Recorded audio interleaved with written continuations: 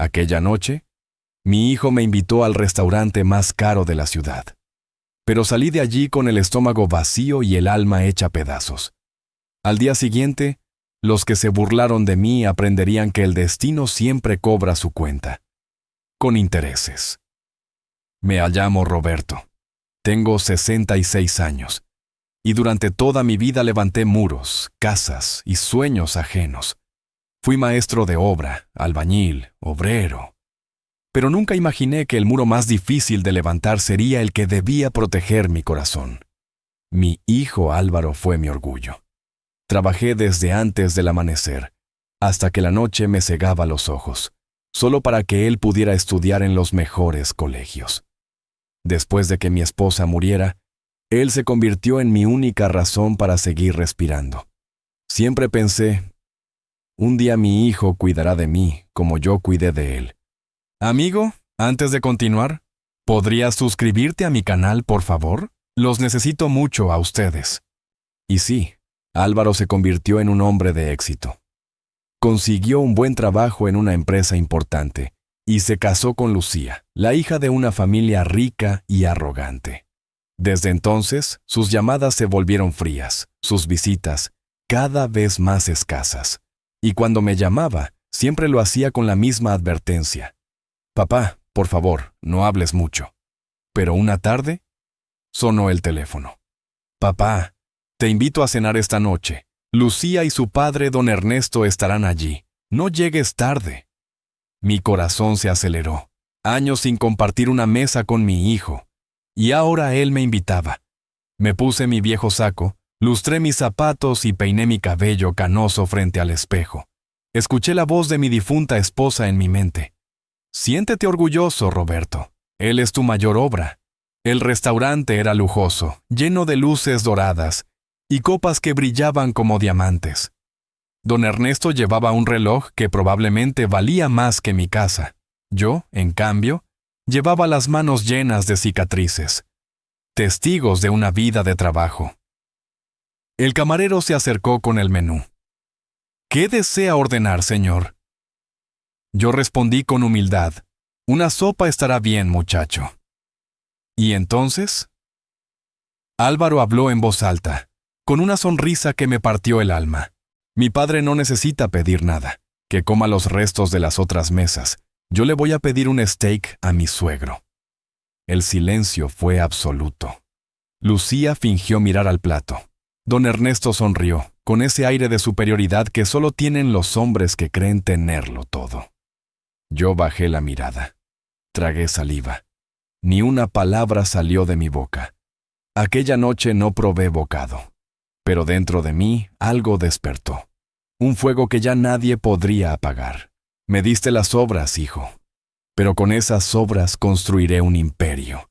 Y cuando te sientes a mi mesa, no habrá lugar para ti. Salí del restaurante con las piernas temblando y el pecho ardiendo en rabia contenida. La noche era fría, pero yo no sentía el viento porque dentro de mí había un infierno que comenzaba a rugir con fuerza. Caminé por las calles vacías de la ciudad hasta que mis pies me llevaron al único lugar donde siempre encontré paz. El banco de madera frente a la plaza donde mi esposa y yo solíamos sentarnos cuando Álvaro era apenas un niño. Me senté allí bajo la luz tenue de un farol antiguo, y las lágrimas que había contenido toda la noche finalmente brotaron sin control. No eran lágrimas de tristeza solamente, sino de humillación, de traición, de dolor profundo que atravesaba mi pecho como un clavo oxidado. Recordé cada sacrificio, cada madrugada helada, cada comida que dejé de comer para que mi hijo tuviera su plato lleno cada vez que dije no a mis propios sueños para que él pudiera alcanzar los suyos. ¿Para esto trabajé toda mi vida? Susurré al vacío. Para que me tratara como basura delante de extraños. Pero entonces algo cambió en mi interior. Una voz que no era mía, pero que sonaba con la firmeza de mi difunta esposa, me habló desde algún lugar profundo de mi conciencia. Roberto, levántate. No te han vencido. Solo te han mostrado quiénes son realmente. Me sequé las lágrimas con el dorso de mi mano áspera y callosa. Respiré hondo y tomé una decisión que cambiaría todo. No me quedaría en el papel de viejo humillado y abandonado. No, Señor. Yo había construido edificios con estas manos, y si pude levantar estructuras de concreto y acero, también podría reconstruir mi vida desde los cimientos. Al día siguiente, desperté con una claridad mental que no había experimentado en años. Preparé café fuerte y me senté en la pequeña mesa de mi cocina con un cuaderno viejo y un lápiz.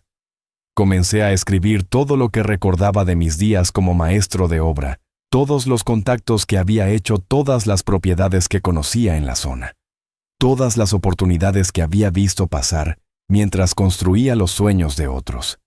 Y entonces, recordé algo que había olvidado por completo. Hace 15 años, cuando trabajaba en la construcción de un centro comercial en las afueras de la ciudad, el dueño del terreno, un anciano llamado Don Justino, me había llamado aparte un día. Era un hombre extraño, solitario, sin familia conocida. Me dijo con voz cansada: «Roberto, tú eres un hombre honesto. He visto cómo trabajas, cómo tratas a tu gente. Si algún día necesitas algo, ven a buscarme». Nunca volví a verlo después de que terminamos esa obra. Pero ahora su rostro apareció en mi memoria como una revelación divina. Busqué entre mis papeles viejos hasta que encontré una tarjeta amarillenta con su nombre y una dirección. Mi corazón latió con fuerza. ¿Seguiría vivo? ¿Me recordaría después de tantos años? No perdí tiempo. Me vestí con mi ropa más decente, tomé el autobús hacia el barrio donde vivía don Justino y toqué la puerta de una casa modesta pero bien cuidada. Una mujer joven abrió la puerta. «Busco a don Justino», dije con voz firme. «Mi abuelo falleció hace 3 meses», respondió ella con tristeza en los ojos. Sentí que el suelo se movía bajo mis pies. Otra puerta cerrada, otro camino sin salida. Pero entonces la mujer continuó hablando. «¿Usted es Roberto? ¿Roberto el albañil?» Asentí sorprendido. Ella sonrió con calidez. «Mi abuelo habló de usted hasta sus últimos días. Decía que usted era el único hombre honesto que conoció en toda su vida. Espere aquí, por favor». Desapareció dentro de la casa y regresó con un sobre manila grande. Me lo entregó con ambas manos como si fuera algo sagrado. Mi abuelo dejó instrucciones específicas. Si alguna vez usted venía a buscarlo, yo debía entregarle esto. Dijo que usted sabría qué hacer con ello.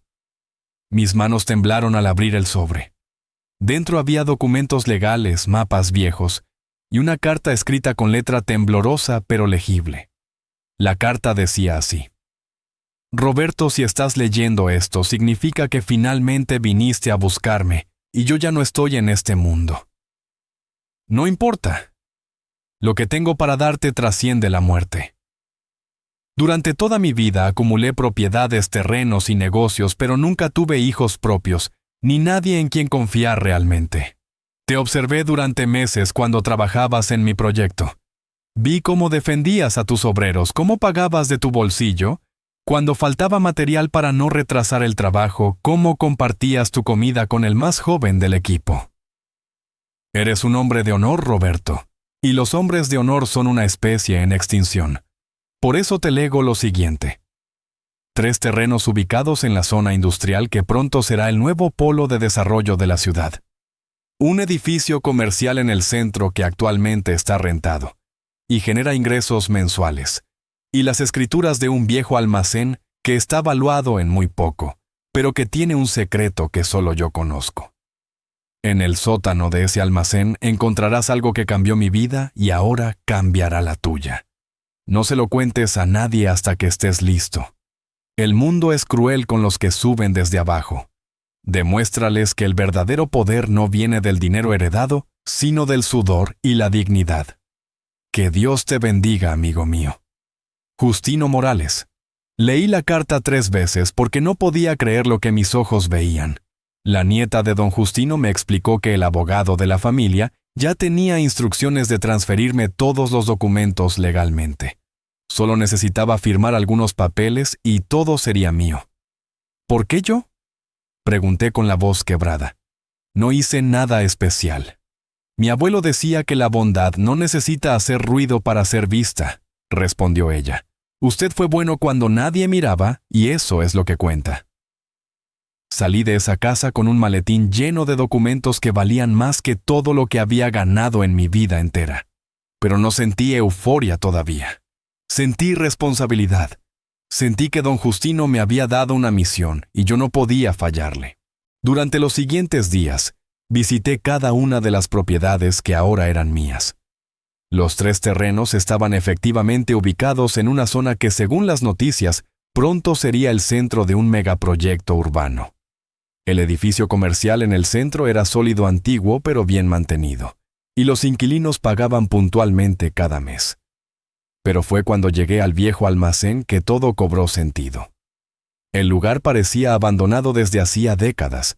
Las paredes estaban cubiertas de musgo, los vidrios rotos y la puerta principal apenas se sostenía en sus bisagras. Entré con una linterna porque no había electricidad. El olor a humedad y olvido era abrumador.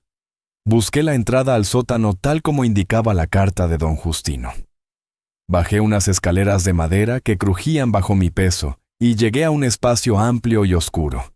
Iluminé con la linterna hasta que vi algo cubierto con lonas viejas.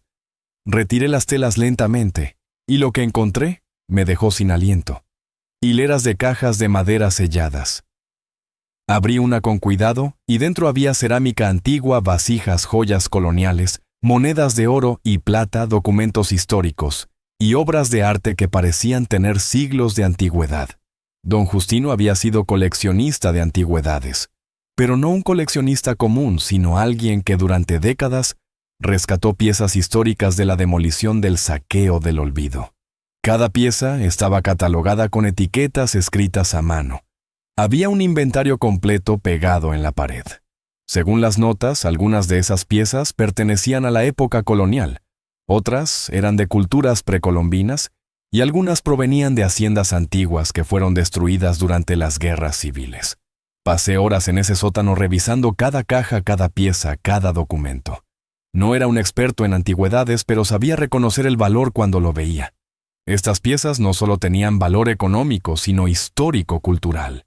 Eran el patrimonio olvidado de toda una región. Don Justino las había protegido durante años, esperando el momento correcto para que salieran a la luz. Tomé fotografías de todo, y al día siguiente contacté a un amigo que trabajaba como tasador en una casa de subastas reconocida. Le mostré las imágenes sin revelar la ubicación del almacén. Su rostro palideció al ver las fotos.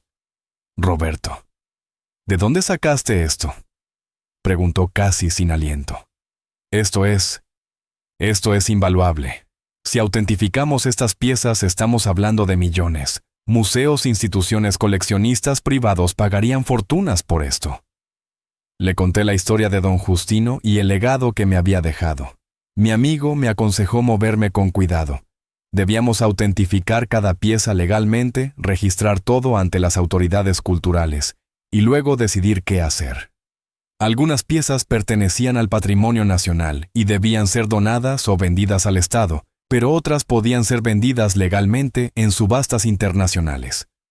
Durante las siguientes semanas trabajé en silencio como lo había hecho toda mi vida.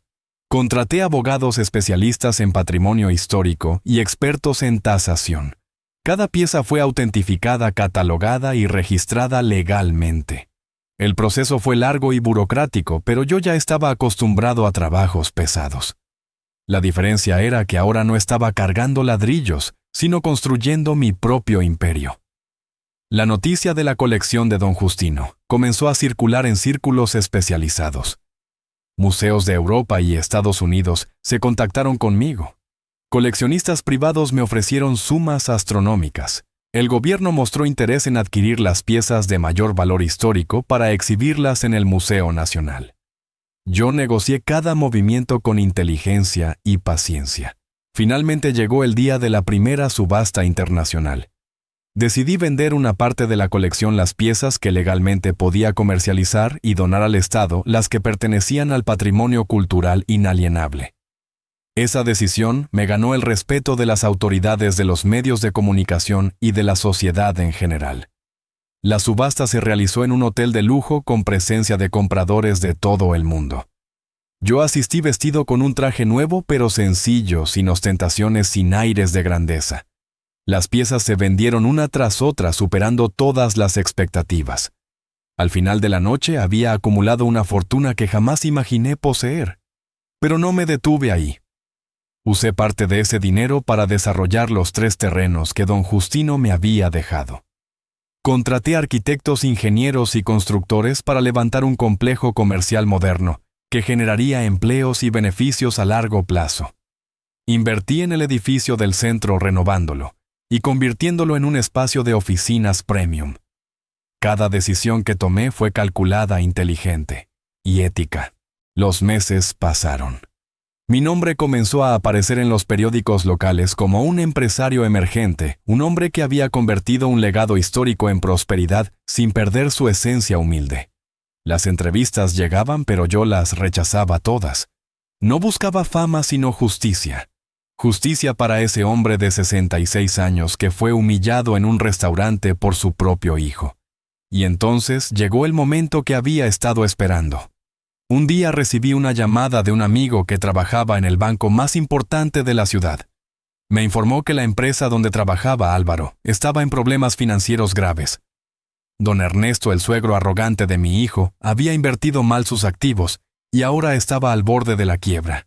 La empresa dependía de un préstamo urgente para sobrevivir, y el banco estaba evaluando si aprobarlo o no. «Roberto», me dijo mi amigo con tono serio, «el banco necesita garantías sólidas para aprobar ese préstamo. Don Ernesto ya hipotecó casi todo lo que tiene. Si no consigue el dinero en 2 semanas, la empresa cierra y mucha gente perderá su empleo, incluyendo a tu hijo». Sonreí, no con maldad, sino con la satisfacción de quien finalmente tiene las cartas correctas en la mano. Le pregunté a mi amigo del banco cuánto necesitaba don Ernesto para salvar su empresa. La cifra era alta, pero no inalcanzable para mí en ese momento. Sin embargo, no tenía intención de simplemente darle el dinero. No, señor. Esta vez las reglas del juego serían mías. Dile a don Ernesto que hay un inversionista privado interesado en ayudar, le dije a mi amigo, pero que quiere reunirse personalmente con él antes de tomar una decisión. No reveles mi nombre todavía. Mi amigo aceptó transmitir el mensaje. 2 días después, recibí la confirmación de que don Ernesto estaba desesperado por reunirse con el misterioso inversionista que podía salvar su imperio. La cita fue programada para el viernes por la tarde en las oficinas de mi nuevo edificio comercial, el mismo que había renovado con el dinero del legado de don Justino. Preparé todo con meticulosidad. Contraté una asistente profesional para que recibiera a don Ernesto en la recepción. Decoré mi oficina con buen gusto, pero sin exageraciones.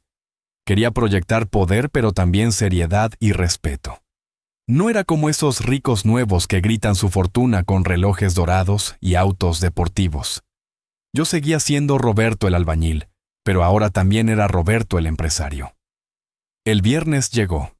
Don Ernesto apareció puntualmente vestido con un traje caro, pero con el rostro demacrado por la preocupación.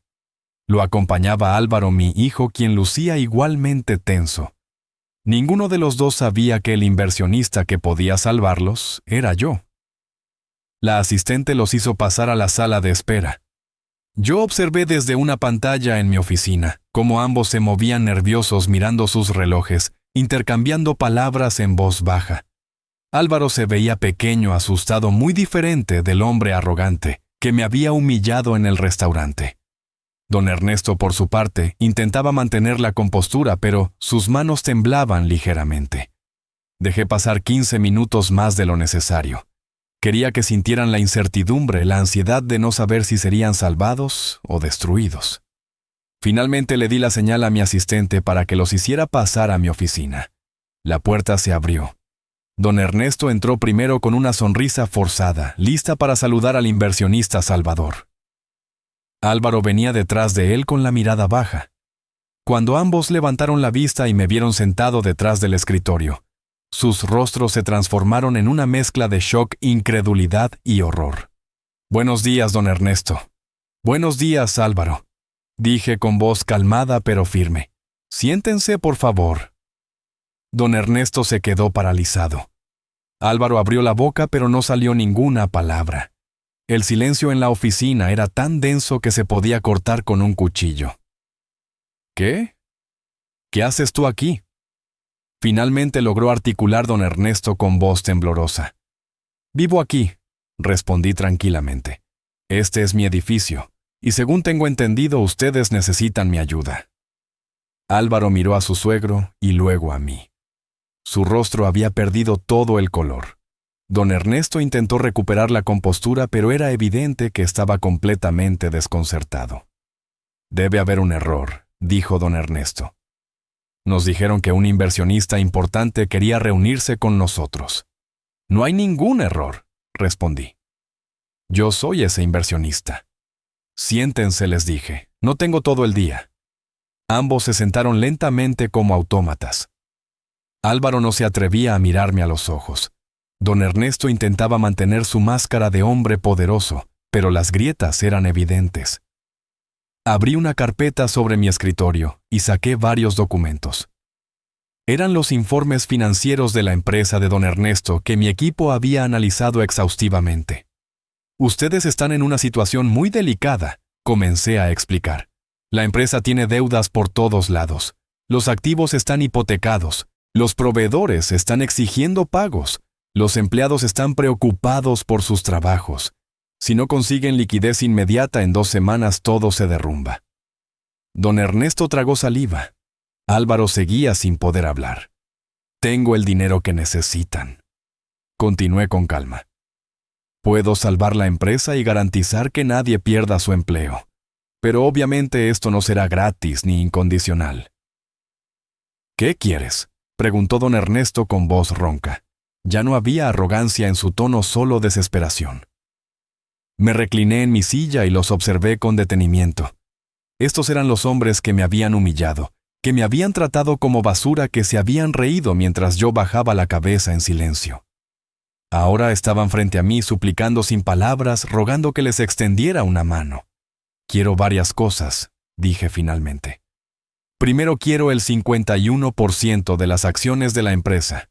Yo seré el socio mayoritario y tendré la última palabra en todas las decisiones importantes. Don Ernesto cerró los ojos como si acabara de recibir un golpe en el estómago. Perder el control de su propia empresa era su peor pesadilla. Segundo, continué. Quiero que Álvaro se disculpe públicamente conmigo por la humillación que me hizo pasar en el restaurante. Y no me refiero a una disculpa privada. Quiero que lo haga frente a todos los empleados de la empresa en una reunión general. Álvaro levantó la vista por primera vez. Sus ojos estaban llenos de lágrimas contenidas. Abrió la boca para decir algo, pero yo levanté la mano para detenerlo. No he terminado, dije con firmeza. Tercero, quiero que don Ernesto reconozca públicamente que se equivocó al juzgarme, que subestimó al viejo albañil que consideraba inferior. Quiero que lo diga frente a su familia, sus amigos y sus socios de negocios. Don Ernesto apretó los puños sobre sus rodillas. Su orgullo estaba siendo destrozado, pero no tenía otra opción. La ruina estaba a 2 semanas de distancia. Y cuarto, agregué con una sonrisa leve, quiero que cada vez que se sienten a comer en un restaurante, recuerden que el hombre al que ofrecieron las sobras de la mesa, ahora es quien pone el pan en su mesa. El silencio que siguió fue absoluto. Podía escuchar el tic-tac del reloj en la pared, el respirar agitado de don Ernesto, el sollozo contenido de Álvaro. Estos hombres habían construido su vida sobre la arrogancia y el desprecio hacia los demás. Ahora estaban aprendiendo que el universo tiene una forma extraña de equilibrar las cosas. Tienen 48 horas para decidir, dije cerrando la carpeta. Si aceptan mis condiciones, firmaremos los contratos y salvaremos la empresa. Si no aceptan, busquen ayuda en otro lugar. Aunque dudo mucho que alguien más esté dispuesto a meter dinero en un barco que se hunde.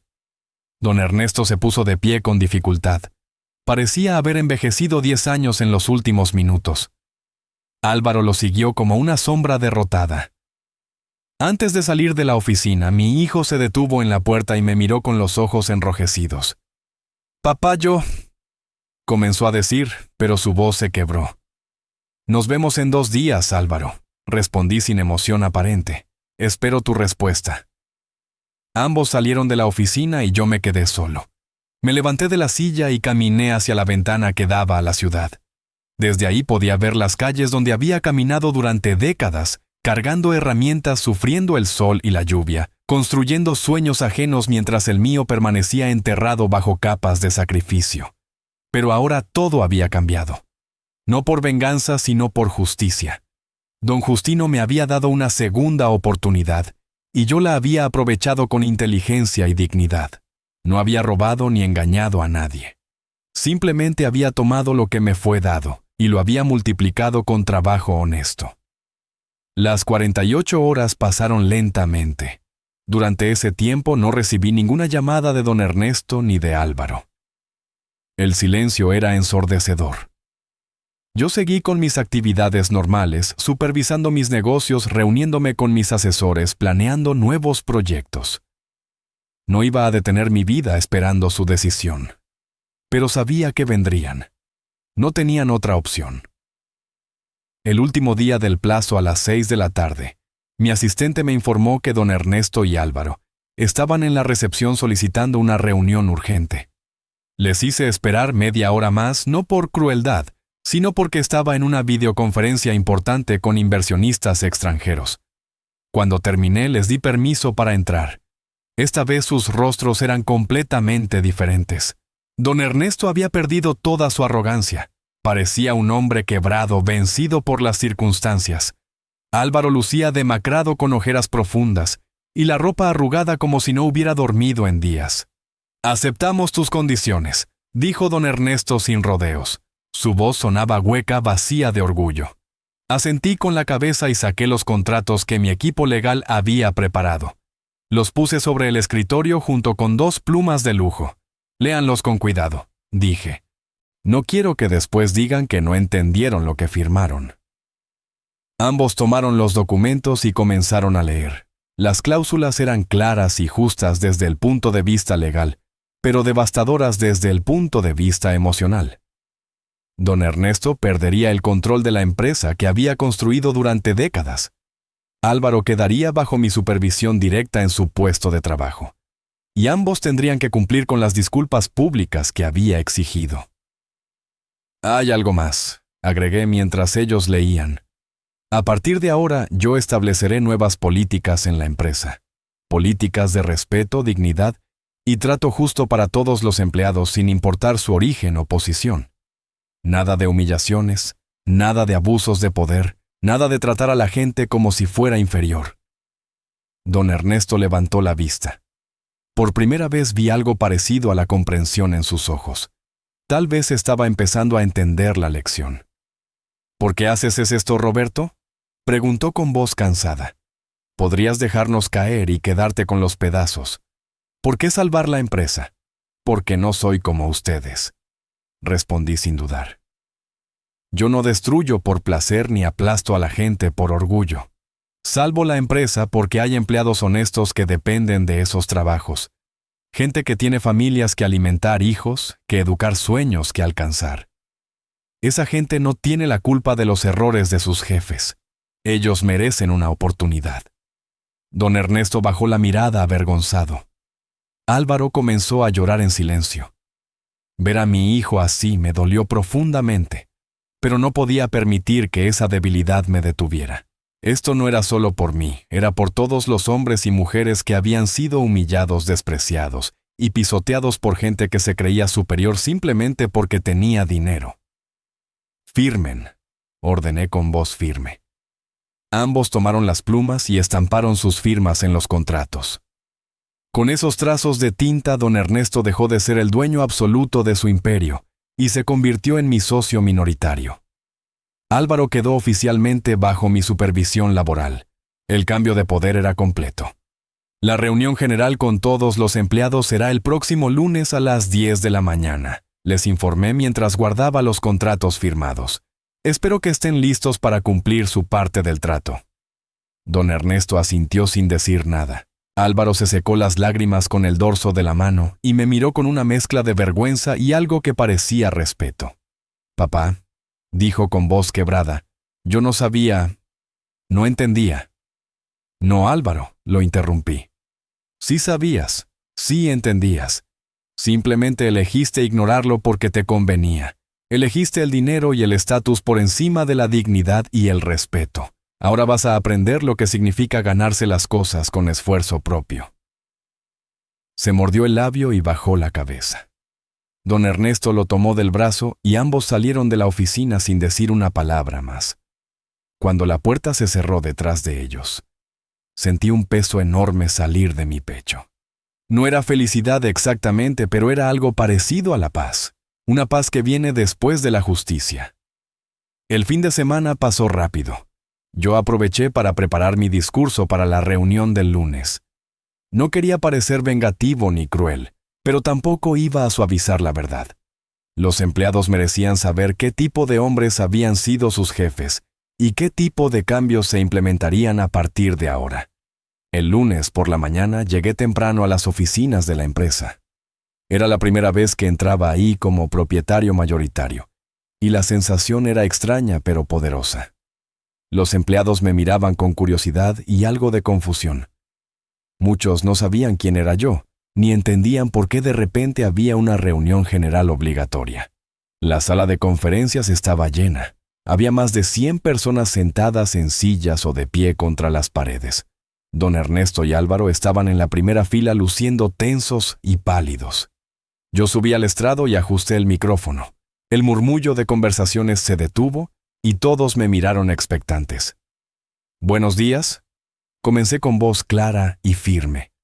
«Mi nombre es Roberto Méndez y a partir de hoy soy el socio mayoritario de esta empresa. Sé que muchos de ustedes no me conocen, así que permítanme presentarme adecuadamente». Hice una pausa y recorrí la sala con la mirada. Vi rostros jóvenes y viejos hombres y mujeres, gente de diferentes orígenes y posiciones. Todos compartían la misma expresión de incertidumbre. Durante más de 40 años fui albañil maestro de obra constructor, continué. Levanté edificios, puentes, casas y sueños ajenos. Trabajé bajo el sol, la lluvia, el frío y el calor. Mis manos están llenas de cicatrices y mi espalda conoce el peso del esfuerzo. Nunca tuve dinero, ni poder, ni influencias. Solo tuve mi trabajo, mi honestidad y mi dignidad. Algunos empleados comenzaron a prestar más atención. Otros intercambiaron miradas confundidas. Don Ernesto miraba fijamente al suelo. Álvaro apretaba los puños sobre sus rodillas. Hace algunos meses, seguí relatando, fui invitado a cenar por mi hijo Álvaro, quien trabaja aquí. Era la primera vez en años que compartíamos una mesa. Yo estaba emocionado, ilusionado, pensando que finalmente mi hijo quería pasar tiempo conmigo. Pero esa noche descubrí algo doloroso. Descubrí que para mi hijo yo era una vergüenza, un estorbo, alguien que no merecía ni siquiera ordenar comida en un restaurante. El silencio en la sala era total. Podía escuchar la respiración colectiva de 100 personas esperando el resto de la historia. Esa noche mi hijo me dijo frente a su suegro don Ernesto que yo debía comer las sobras de otras mesas porque él iba a pedir un filete para su suegro. Dije con voz controlada pero cargada de emoción. Me humilló, me trató como basura y yo me quedé callado, no porque fuera débil, sino porque todavía tenía esperanza de que algún día mi hijo recuperaría la decencia que yo le enseñé. Algunos empleados abrieron los ojos con sorpresa. Otros miraron a Álvaro con expresiones que iban desde la lástima hasta el desprecio. Mi hijo mantenía la cabeza baja sin atreverse a levantar la vista. Pero esa noche algo cambió en mí, continué. Decidí que no iba a quedarme en el papel de víctima. Decidí que demostraría que el valor de un hombre no se mide por su cuenta bancaria, sino por su carácter. Y gracias a un hombre bueno llamado Don Justino, quien creyó en mi honestidad cuando nadie más lo hacía, recibí una segunda oportunidad. Les conté entonces la historia del legado de Don Justino. Les expliqué cómo descubrí las antigüedades, cómo las autentifiqué legalmente, cómo las vendí con transparencia y cómo invertí ese dinero en negocios legítimos. Les mostré que no era un hombre vengativo ni corrupto, sino alguien que simplemente había sabido aprovechar una oportunidad con inteligencia y ética. Ahora soy el dueño mayoritario de esta empresa, declaré mirando directamente a don Ernesto y a Álvaro. Y voy a implementar cambios importantes. A partir de hoy nadie en esta empresa será humillado, menospreciado o tratado como inferior por su origen, su apariencia o su posición. Todos ustedes trabajadores, secretarias, gerentes, obreros, son la columna vertebral de este lugar y merecen respeto. Un aplauso tímido comenzó en el fondo de la sala. Luego se extendió poco a poco hasta convertirse en una ovación. Los empleados se pusieron de pie y aplaudieron con fuerza. Algunos incluso tenían lágrimas en los ojos.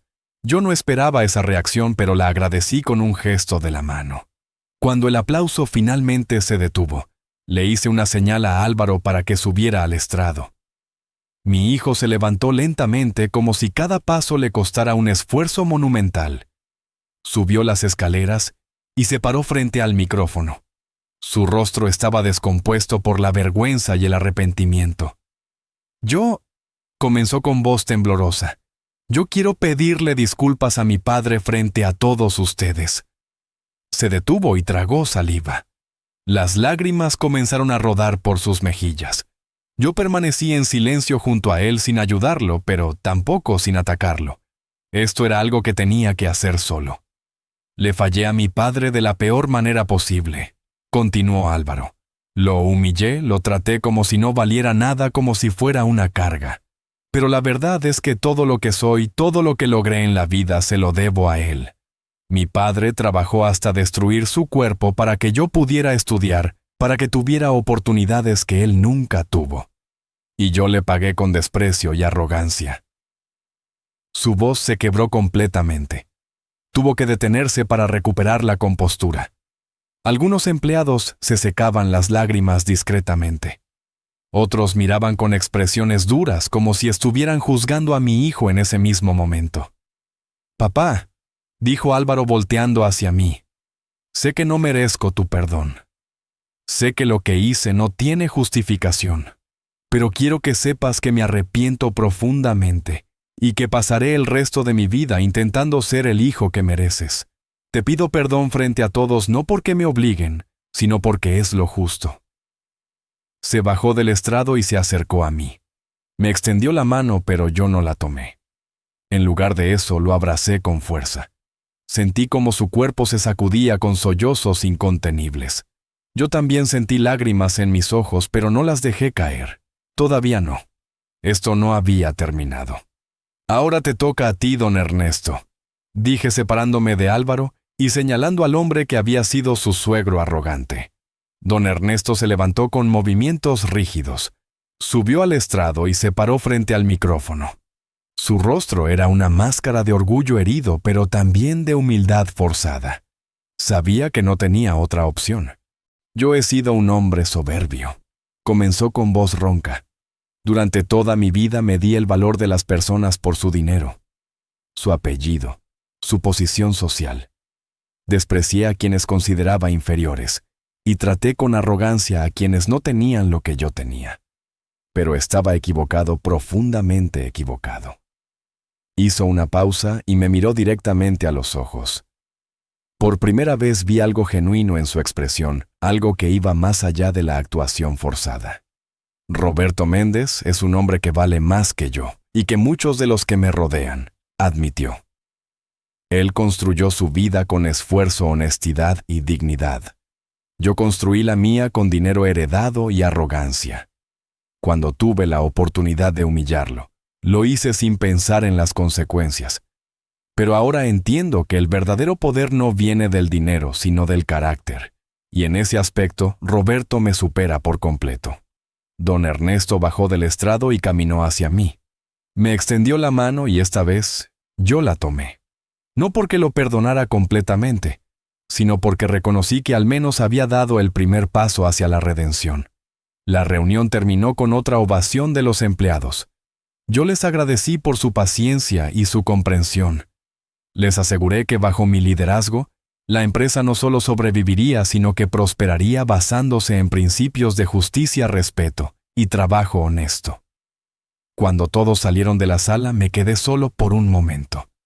Miré alrededor y sentí una mezcla de emociones complejas. Había logrado lo que me propuse, había restaurado mi dignidad, había enseñado una lección a quienes me despreciaron. Pero también había salvado empleos y dado esperanza a gente que no tenía nada que ver con mis problemas personales. Los días que siguieron fueron intensos y transformadores. Comencé a implementar los cambios que había prometido en la empresa. Lo primero fue revisar todos los contratos laborales.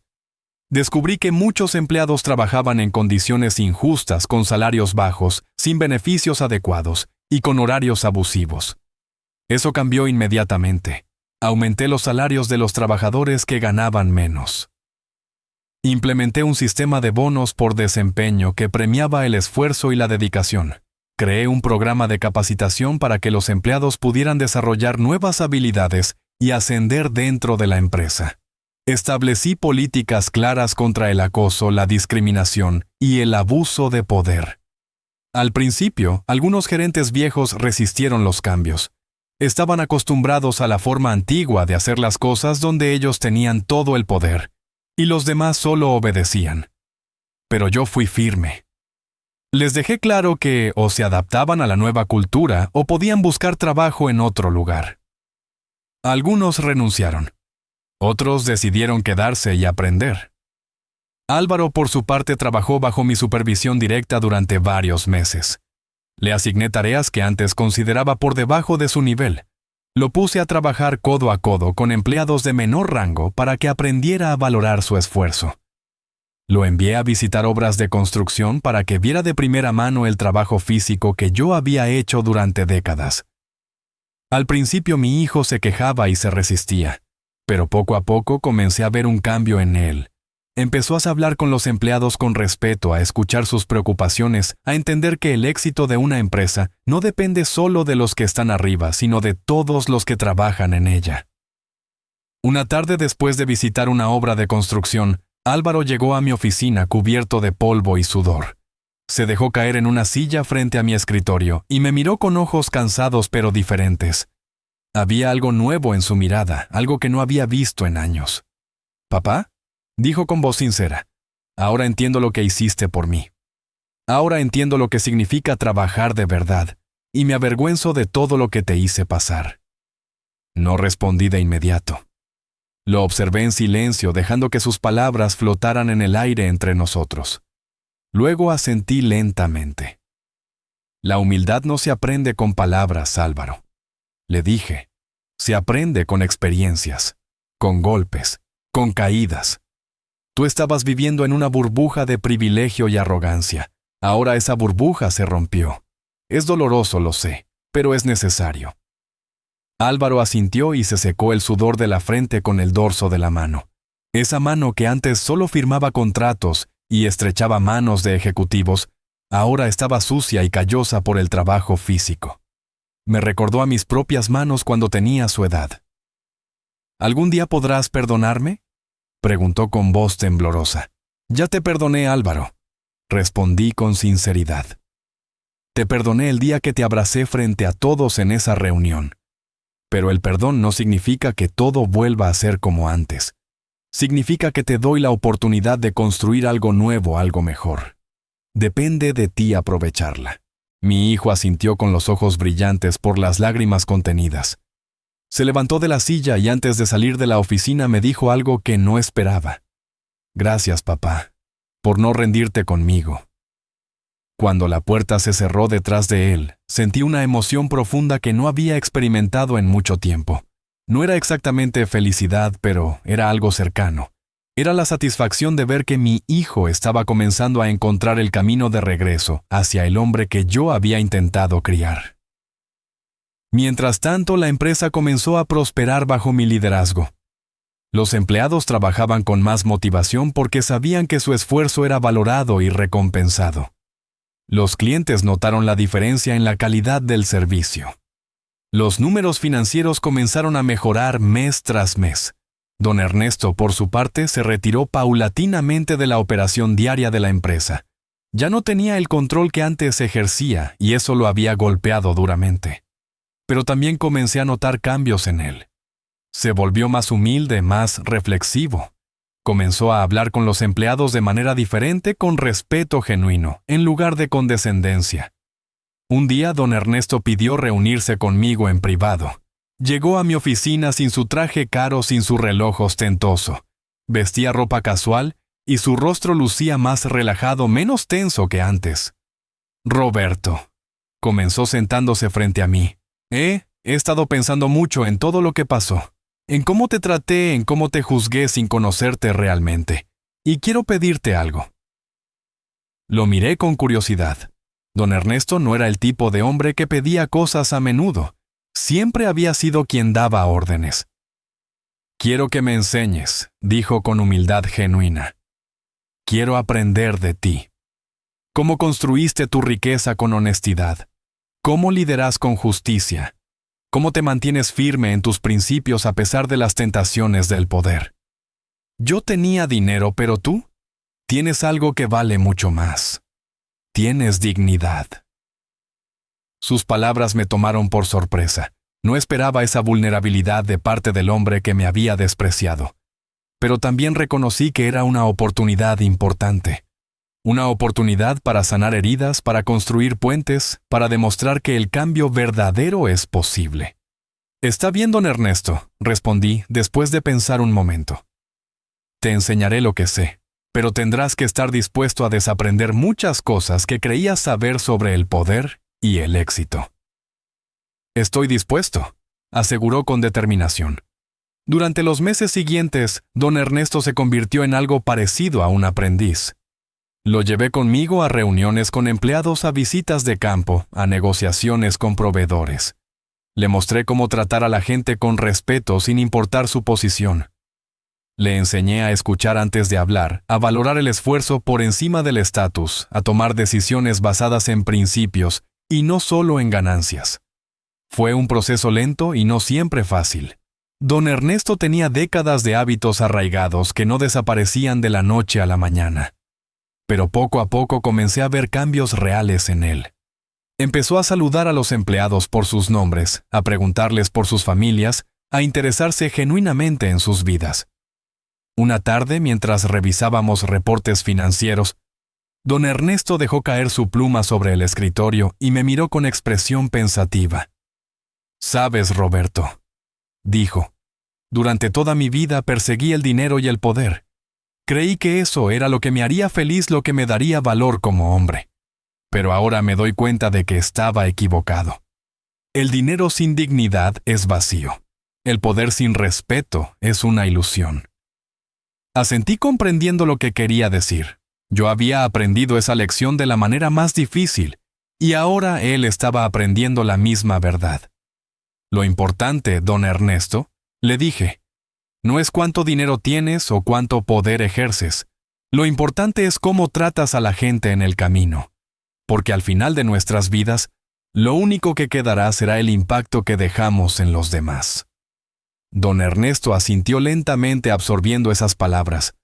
Luego me extendió la mano y esta vez cuando la estreché, sentí algo diferente. No era solo un gesto formal, sino una conexión genuina entre dos hombres que habían recorrido caminos opuestos, pero ahora se encontraban en el mismo lugar de comprensión.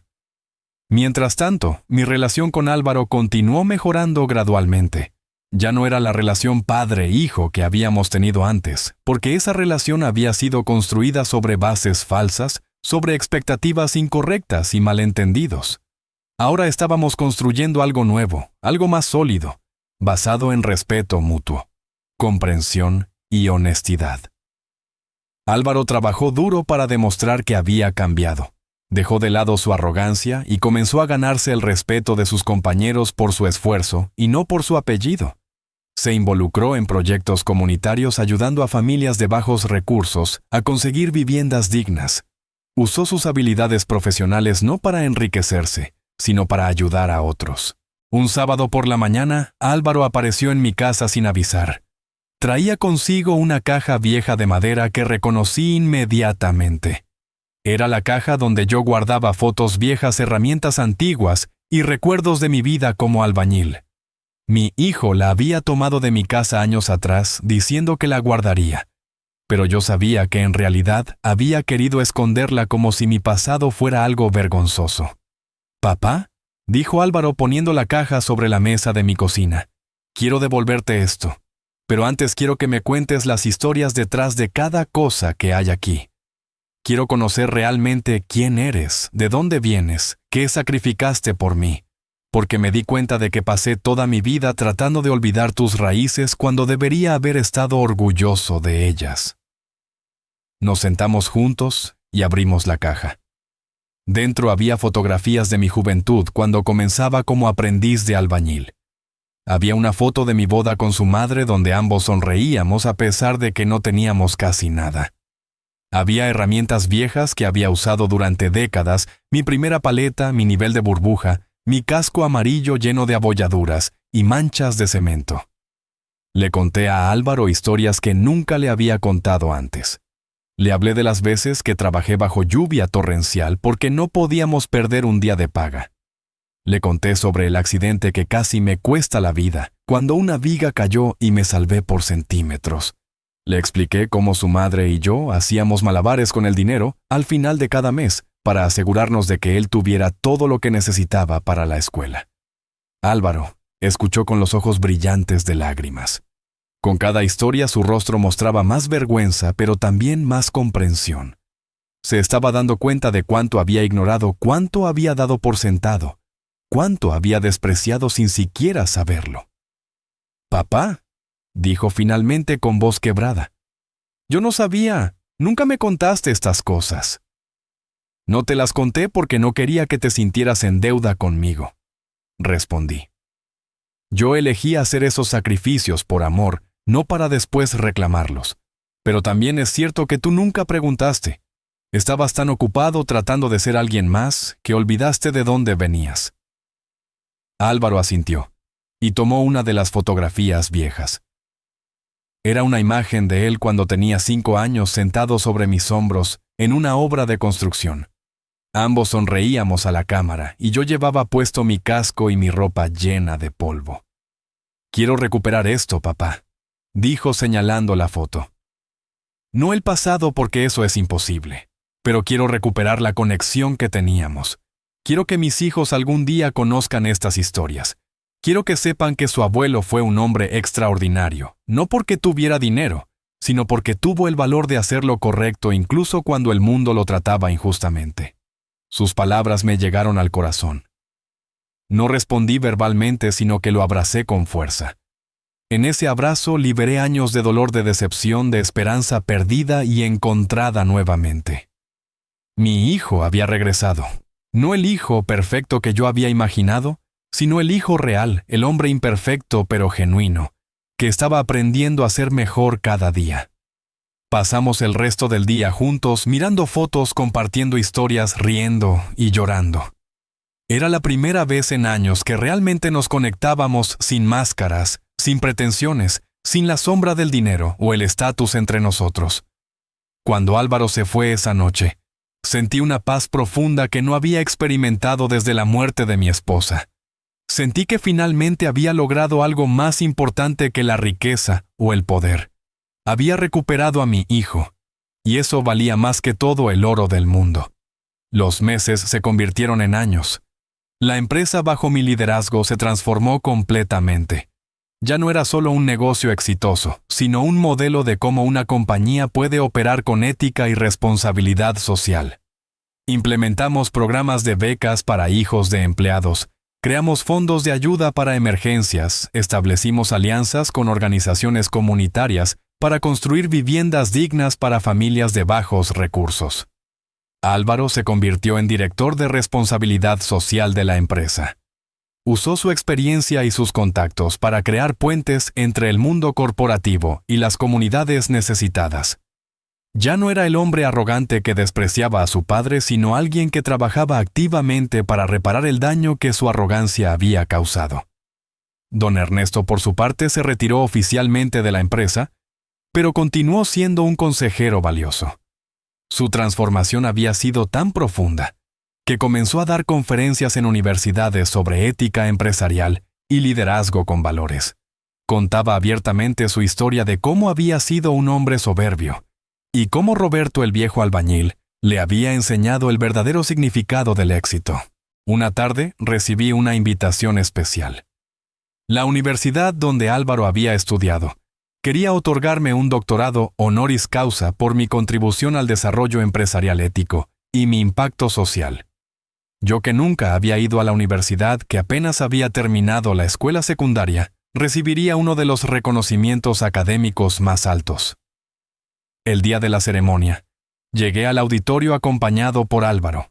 El lugar estaba lleno de estudiantes, profesores, empresarios y líderes comunitarios. Cuando subí al estrado para recibir el diploma y dar mi discurso de aceptación, sentí el peso de todas las miradas sobre mí.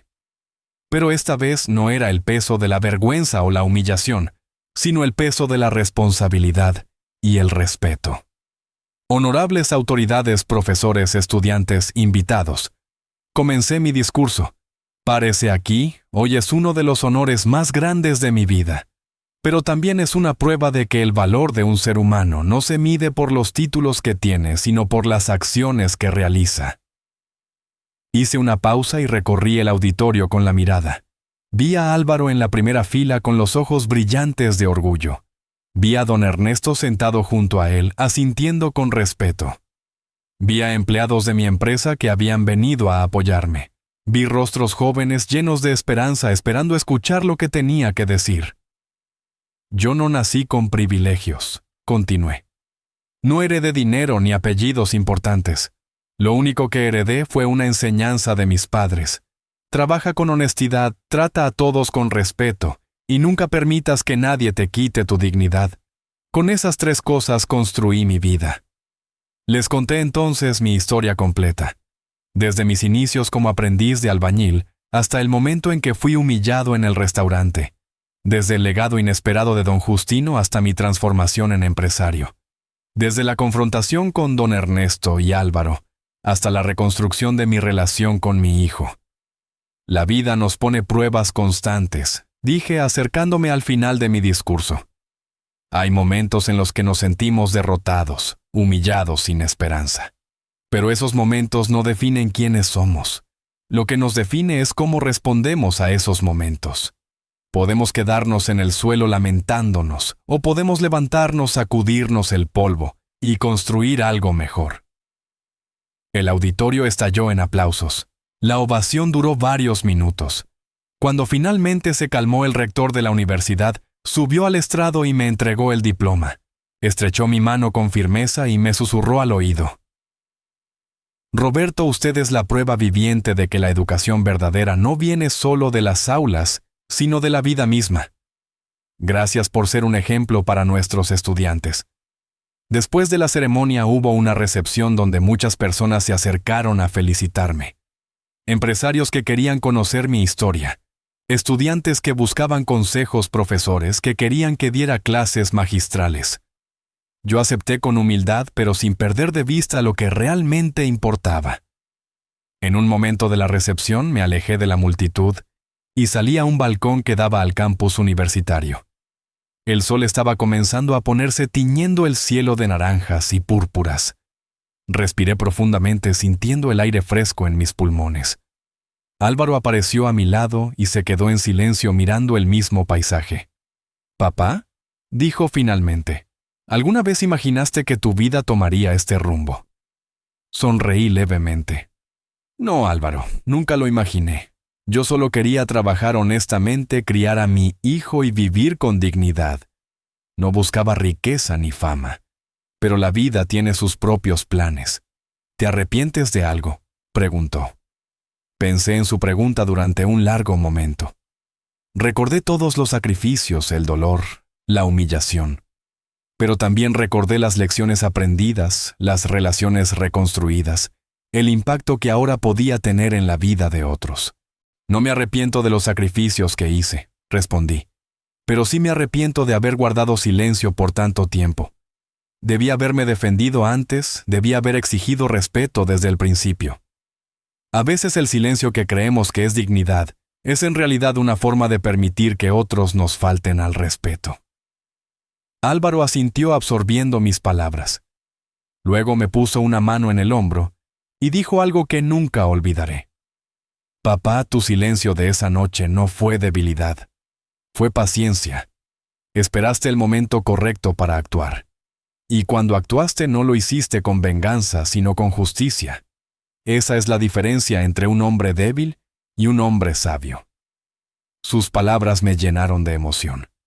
Mi hijo había aprendido la lección más importante de todas, que la verdadera fuerza no está en humillar a otros, sino en levantarse con dignidad cuando intentan humillarte. Regresamos juntos a la recepción y pasamos el resto de la noche compartiendo con la gente que había venido a celebrar. Pero en mi mente ya estaba pensando en lo que vendría después, porque esta historia no terminaba con un título honorífico o con una empresa exitosa. Esta historia continuaría cada día en cada decisión que tomara, en cada persona que ayudara, en cada ejemplo que diera. Pasaron los años, y mi legado se consolidó de formas que nunca imaginé. La empresa que había salvado de la quiebra se convirtió en una de las más respetadas del país, no solo por su éxito financiero, sino por su compromiso con la justicia social y el desarrollo comunitario. Creamos miles de empleos, construimos escuelas en zonas marginadas, financiamos programas de capacitación para jóvenes sin recursos. Álvaro se casó nuevamente esta vez con una mujer de valores sólidos que admiraba la historia de nuestra familia y me trataba con el respeto que merecía. Tuvieron 2 hijos mis nietos, a quienes les conté desde pequeños las historias de mi vida como albañil. No quería que crecieran en una burbuja de privilegio como lo había hecho su padre.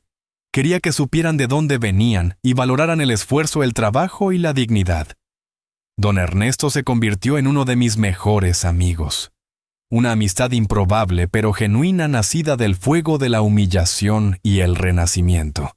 Pasábamos tardes enteras conversando sobre negocios, sobre la vida, sobre nuestros errores y aciertos. Él me confesó una vez que yo le había salvado no solo su empresa, sino su alma. Roberto, me dijo en una de esas tardes, cuando llegué a tu oficina aquel día pensé que venía a negociar un préstamo, pero en realidad vine a encontrar algo que había perdido hacía mucho tiempo, mi humanidad. Me devolviste algo más valioso que el dinero. Me devolviste la capacidad de ver a las personas como seres humanos y no como peones en un tablero.